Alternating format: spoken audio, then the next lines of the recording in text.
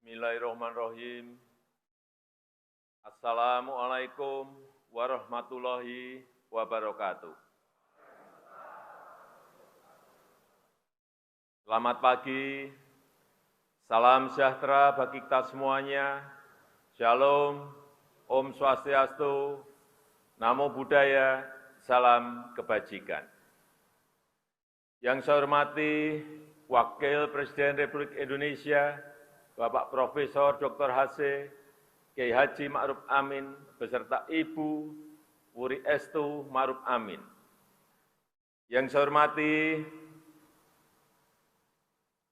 Ibu Hajah Profesor Dr. H.C. Megawati Soekarno Putri, Presiden Republik Indonesia kelima. Yang saya hormati Ibu Hajah Sinta Nuriyah Abdurrahman Wahid, istri Presiden Republik Indonesia keempat. Yang saya hormati Bapak Tri Sutresno, Wakil Presiden Republik Indonesia keenam. Yang saya hormati Bapak Hamzah Has, Wakil Presiden Republik Indonesia ke-9. Yang saya hormati Bapak Muhammad Yusuf Kalla, Wakil Presiden Republik Indonesia ke-10 dan ke-12. Yang saya hormati Bapak Profesor Dr. Budiono, Wakil Presiden Republik Indonesia ke-11. Yang saya hormati Ketua, para Wakil Ketua, dan para anggota MPR Republik Indonesia. Yang saya hormati Ketua, para Wakil Ketua, dan para anggota DPR Republik Indonesia. Yang saya hormati Ketua, para Wakil Ketua, dan para anggota DPD Republik Indonesia. Yang saya hormati Ketua, para Wakil Ketua, dan para anggota lembaga negara. Yang saya hormati, yang mulia para duta besar negara-negara sahabat dan para pimpinan perwakilan badan dan organisasi internasional yang hadir. Yang saya hormati para Menteri Kabinet Indonesia Maju, serta Panglima TNI, Kapolri, Jaksa Agung, Kepala BIN. Yang saya hormati para Ketua Umum partai-partai politik yang hadir. Saudara-saudara sebangsa dan setanah air, para hadirin yang berbahagia.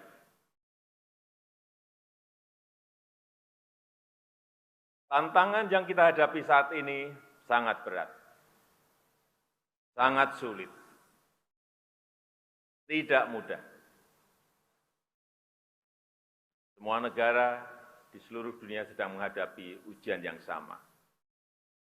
Krisis kesehatan pandemi COVID-19 belum sepenuhnya pulih. Perekonomian dunia juga belum sepenuhnya bangkit. Tiba-tiba meletus perang di Ukraina. Sehingga krisis pangan, krisis energi, dan krisis keuangan tidak terhindarkan lagi. Kita tahu 107 negara terdampak krisis dan sebagian di antaranya diperkirakan akan jatuh bangkrut. Diperkirakan 553 juta jiwa terancam kemiskinan ekstrim dan 345 jiwa terancam kekurangan pangan akut dan kelaparan.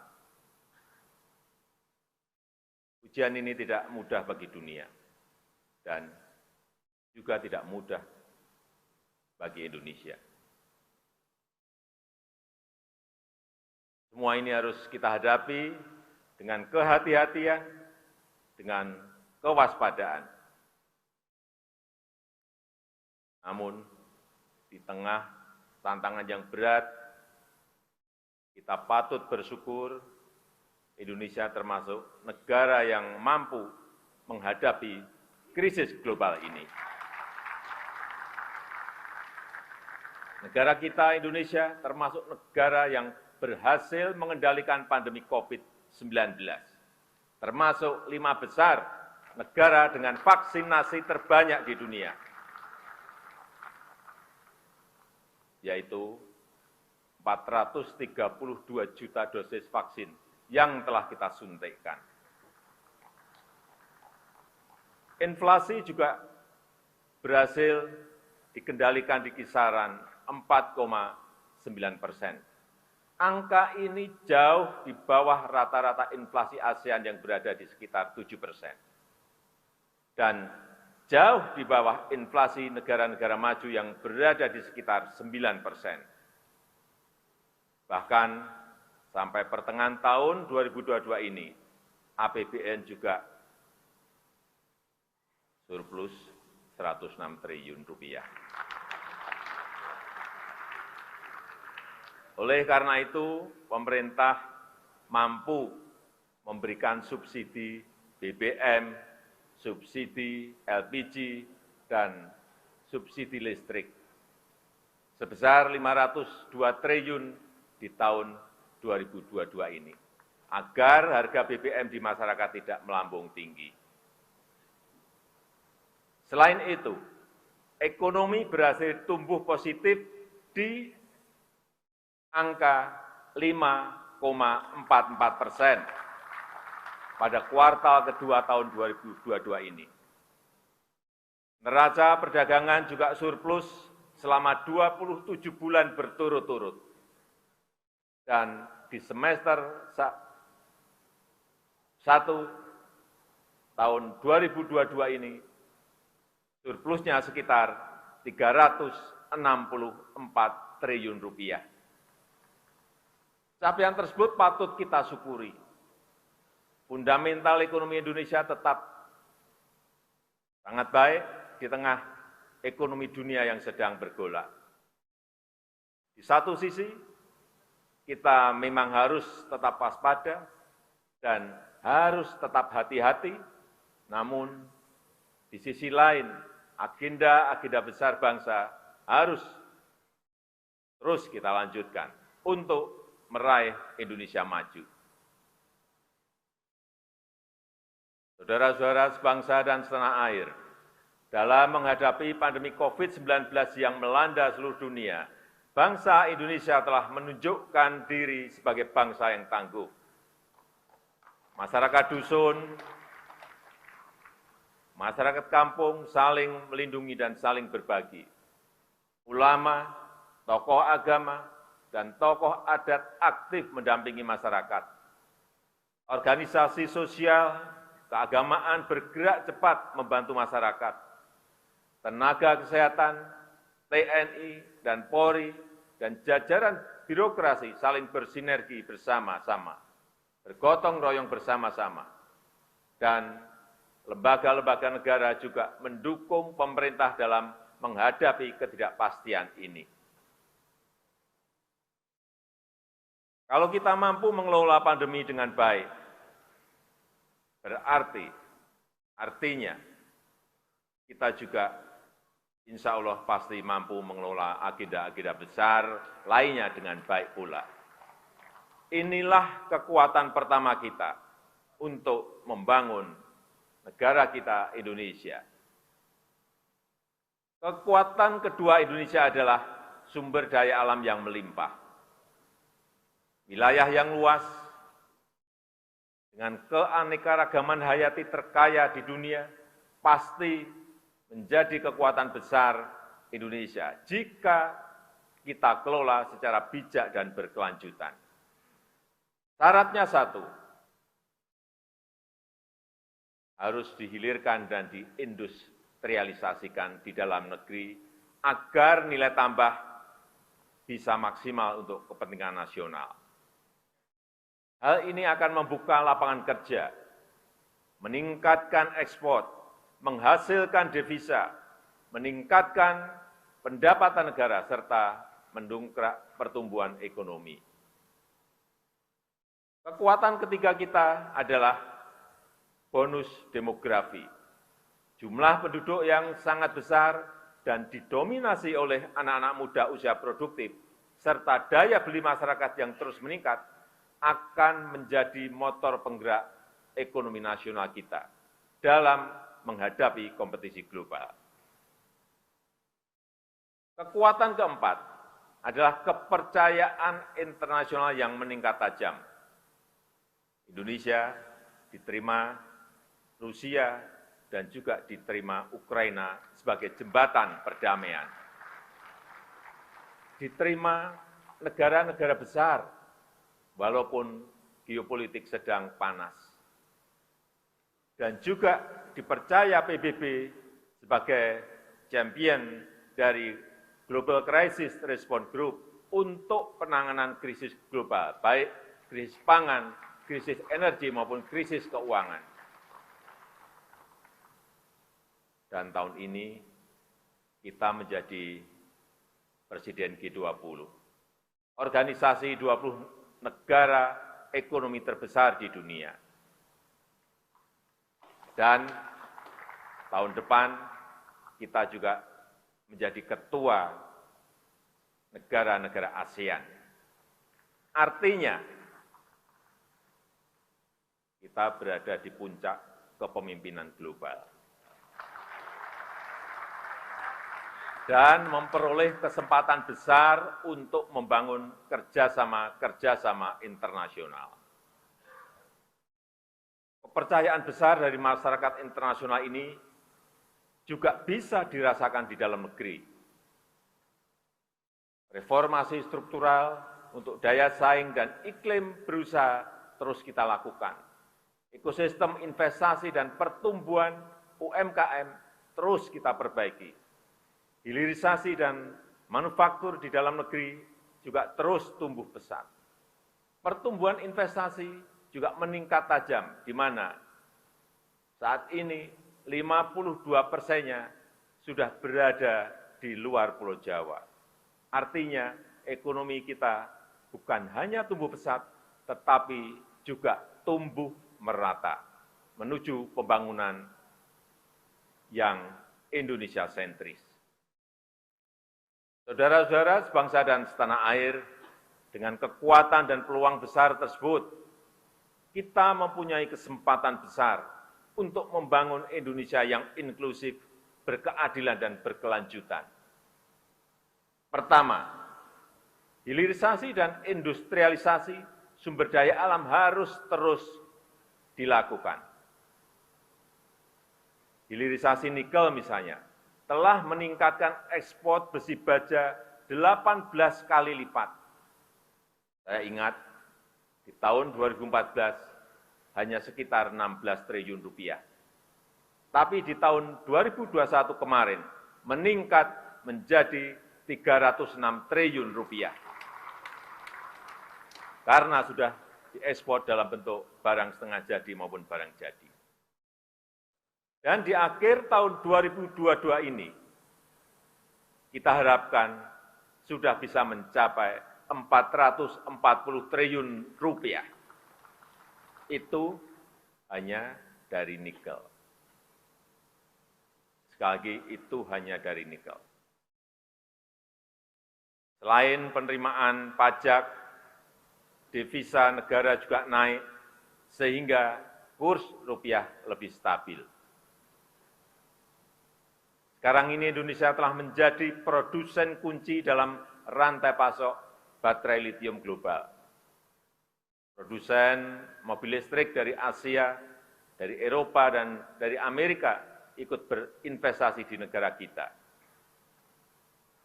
Setelah nikel, pemerintah juga akan terus mendorong hilirisasi boksit, hilirisasi tembaga, dan hilirisasi timah.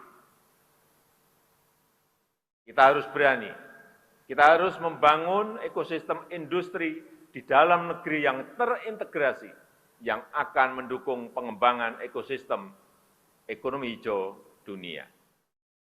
Yang kedua, selain hilirisasi, optimalisasi sumber energi bersih dan ekonomi hijau harus terus kita tingkatkan. Persemaian dan rehabilitasi hutan tropis dan hutan mangrove serta rehabilitasi habitat laut akan terus dilakukan dan akan menjadi potensi besar penyerap karbon. Energi bersih dari panas matahari, panas bumi, angin, ombak laut, dan energi bio akan menarik industri penghasil produk-produk rendah emisi. Kawasan industri hijau di Kalimantan Utara akan menjadi Green Industrial Park terbesar di dunia. Saya optimis kita akan menjadi penghasil produk-produk hijau yang kompetitif di perdagangan internasional. Upaya tersebut bisa langsung disinergikan dengan program peningkatan produksi pangan dan energi bio. Pemanfaatan kekayaan hayati laut secara bijak akan menjadi kekuatan besar untuk produk pangan, farmasi, dan energi. Demikian pula dengan perkebunan kita antara lain kelapa sawit yang telah terbukti menjadi pemasok terbesar CPO dunia. Untuk konsumsi beras,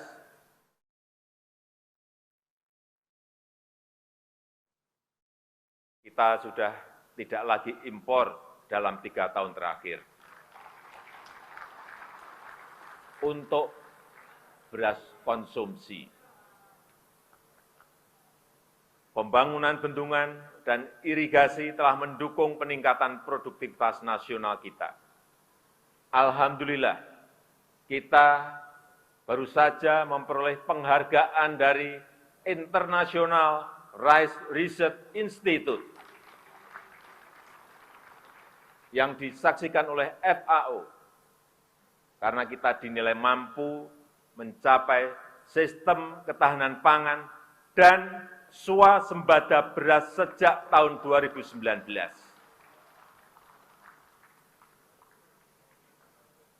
Yang ketiga, perlindungan hukum, sosial, politik, dan ekonomi untuk rakyat harus terus diperkuat.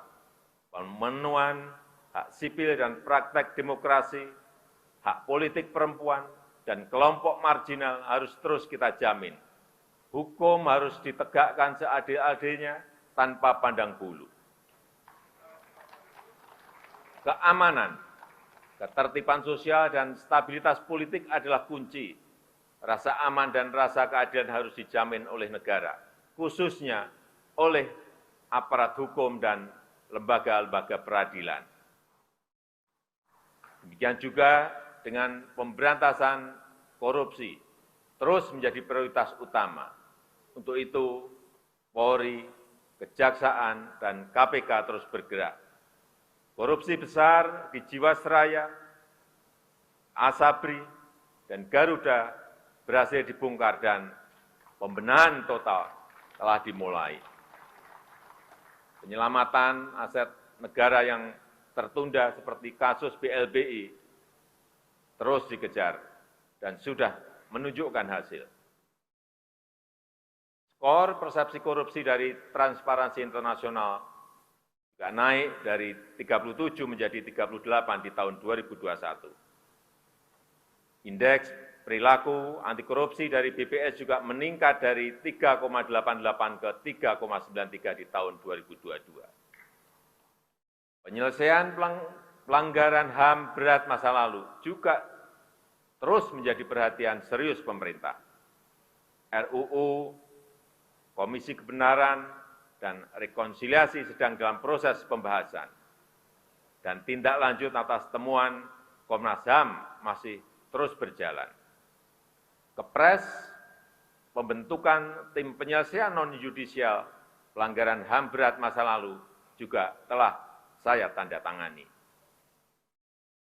Saudara-saudara sebangsa dan setanah air, saya tekankan reforma agraria, perhutanan sosial, dan sertifikasi tanah harus terus dilanjutkan. Berbagai macam bantuan sosial akan terus dilanjutkan dengan sinergi dan data yang lebih baik. Program pelatihan dan bantuan untuk para pekerja akan terus ditingkatkan. Program-program ini menjangkau nelayan, petani, buruh, pekerja informal, dan penyandang disabel. Tentang disabel, kita juga baru saja menjadi tuan rumah ASEAN Para Games di Solo dan alhamdulillah kita menjadi juara umum. Yang keempat, UMKM harus terus didukung agar bisa segera naik kelas. Digitalisasi ekonomi yang telah melahirkan 2 dekakorn dan 9 unicorn terus kita dorong untuk membantu pemberdayaan usaha mikro, kecil, dan menengah.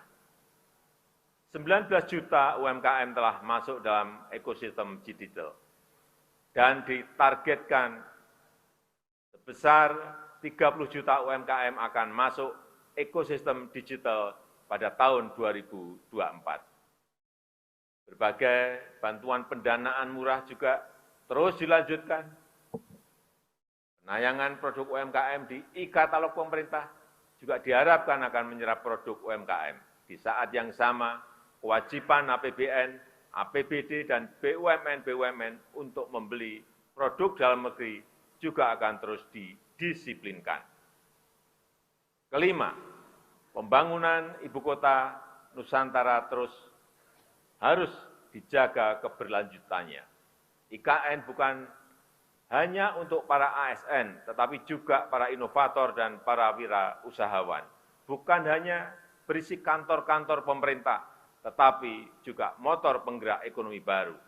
Bukan kota biasa, tetapi kota rimba dengan pelayanan pendidikan dan kesehatan kelas dunia. Kawasan inti pusat pemerintahan memang dibangun oleh APBN, tetapi selebihnya 80% investasi swasta diundang untuk ikut berpartisipasi. Saudara-saudara sebangsa dan setanah air, semua agenda tersebut harus ditopang oleh manusia Indonesia yang unggul. Untuk itu, di bidang kesehatan, stunting harus cepat dipangkas. Layanan promotif dan preventif serta layanan pengobatan harus semakin kuat dan merata. Akses anak usia didik terhadap layanan pendidikan dan layanan yang berkualitas harus terus diprioritaskan. Para siswa dan mahasiswa harus dikenalkan pada dunia kerja sejak dini. Minat anak di bidang sains, teknologi, seni, dan olahraga harus didukung dan diapresiasi. Oleh karena itu, budi pekerti yang luhur, ideologi Pancasila, Bhinneka Tunggal Ika, dan patriotisme merupakan pilar utama. Seni dan tradisi lokal dengan semangat kebangsaan harus terus digairahkan. Karya sastra dan film, karya seniman muda harus terus didukung. Dana abadi kebudayaan akan terus kita tingkatkan sesuai kemampuan fiskal pemerintah. Adapun untuk tahapan pemilu yang sedang dipersiapkan oleh KPU, harus kita dukung sepenuhnya. Saya ingatkan, jangan ada lagi politik identitas. Jangan ada lagi politisasi agama. Jangan ada lagi polarisasi sosial. Demokrasi kita harus semakin dewasa. Konsolidasi nasional harus diperkuat. Dan terima kasih kepada ulama, tokoh agama, tokoh masyarakat, dan tokoh kebudayaan yang telah berkontribusi besar memperkokoh fondasi kebangsaan kita, serta merawat persatuan dan kesatuan nasional. Saya juga mengharapkan dukungan dari semua lembaga negara untuk menjaga dan membangun demokrasi di negeri kita ini, untuk memperkokoh ideologi bangsa. Saya menghargai upaya MPR dalam mendorong pengamalan Pancasila, mengkaji substansi dan bentuk hukum pokok-pokok haluan negara, serta menggagas kerjasama internasional dalam mengatasi permasalahan global. Dukungan DPR dalam menghadapi krisis kesehatan dan perekonomian telah mampu membantu pemerintah. DPR telah mendukung beberapa transformasi besar, antara lain Undang-Undang IKN dan Undang-Undang Harmonisasi Peraturan Perpajakan, serta Undang-Undang Tindak pidana kekerasan seksual. DPD sesuai dengan kewenangannya telah ikut berperan dalam menyusun beberapa rancangan undang-undang, terutama terkait dengan otonomi khusus dan pembentukan provinsi-provinsi baru. Reformasi pelayanan hukum di Mahkamah Agung terbukti telah meningkatkan kualitas penyelesaian perkara. MA terus mengedepankan keadilan restoratif. MA juga telah meningkatkan akses pelayanan hukum yang berkeadilan bagi masyarakat. Mahkamah Konstitusi telah meningkatkan pelayanan penegakan konstitusi secara efektif. Sistem peradilan berbasis elektronik semakin memudahkan akses masyarakat.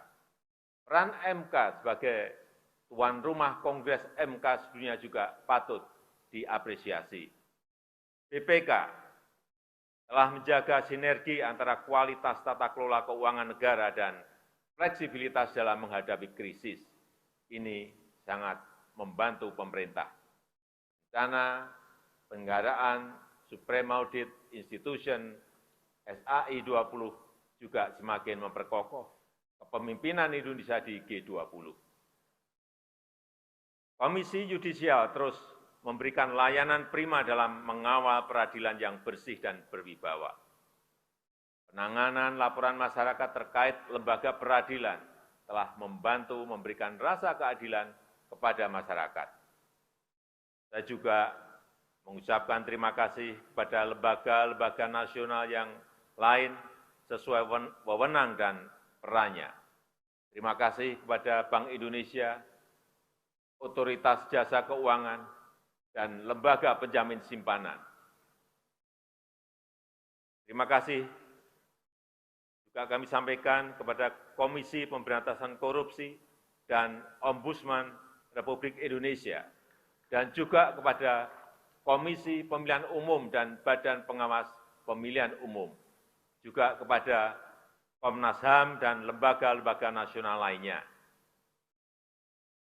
Saudara-saudara sebangsa dan setanah air, saya tegaskan kembali bahwa kita harus selalu waspada, selalu hati-hati, dan selalu siaga.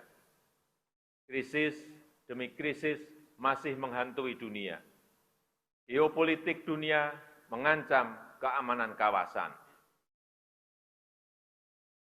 Kita harus selalu eling lan waspada. Harus ingat dan selalu waspada. Kita harus selalu cermat dalam bertindak. Kita harus selalu hati-hati dalam langkah. Saya tegaskan kembali, agenda besar bangsa tidak boleh berhenti. Langkah-langkah besar harus terus dilakukan. Ada minimal 5 agenda besar yang tadi telah saya tekankan. Saya mengajak seluruh komponen bangsa untuk bersatu padu, mendukung agenda besar bagi pencapaian Indonesia maju. Dengan komitmen, dengan kerja keras, dengan inovasi dan kreativitas. Semoga Allah Subhanahu wa Ta'ala, Tuhan yang Maha Kuasa, senantiasa mempermudah upaya kita dalam meraih Indonesia maju yang kita cita-citakan. Amin, amin ya robbal alamin. Marilah kita bersatu padu untuk Indonesia maju.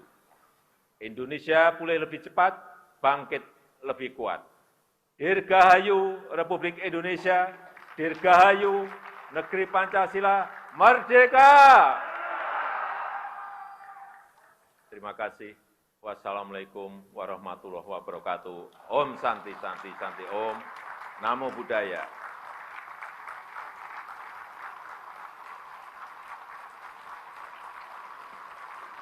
Dan sebagai tambahan, baju adat yang saya kenakan ini adalah baju Pak Sian, berasal dari Provinsi Bangka Belitung.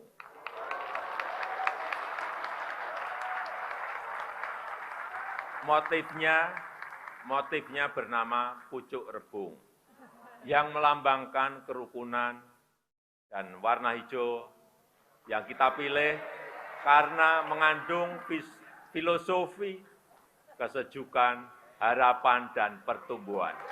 Terima kasih.